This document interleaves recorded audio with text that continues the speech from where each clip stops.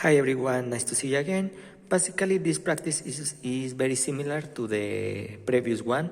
So in this occasion, we're going to use the PLC. In this occasion, this is the Siemens PLC, the start-stop button, the contactor, and the motor. So we have previously installed the program in the PLC. So we have the supply voltage. In this occasion, this is the inputs, 24 direct current inputs. We have my output. In this occasion, this 127 alternating current. Then, when I push the start button, this cable will send me a signal in my input. In this occasion, is the I 0.0. We can see the number here, but this is the 0.0. So, and my stop button, like you can see here, this is my stop button, and my stop button is connected to my input I 0.1.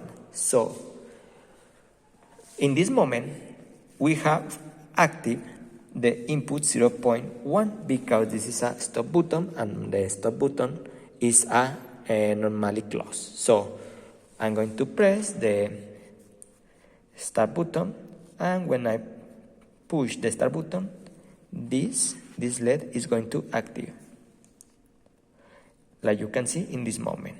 And when I active this start button, or when I push this start button, the motor wants to begin the operation. So, like you can see in this moment. When I push, like you saw, the start button, the input 0.0, I active, like you can see, my output Q 0.1, and this output, like you can see here, is connected to my contactor, right?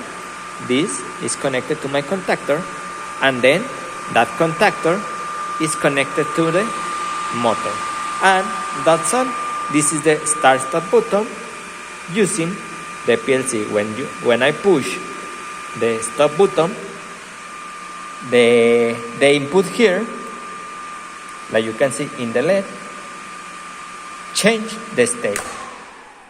Change the state in this moment. You can see how in this moment is off the LED, and in this moment the stop button returns to the normally closed. And like you can see, when we push the stop button, the motor stops. And again, when I push again the start button, the motor stops the operations. When I push the stop button, the motor stops the operation. And that's all. This is this practice.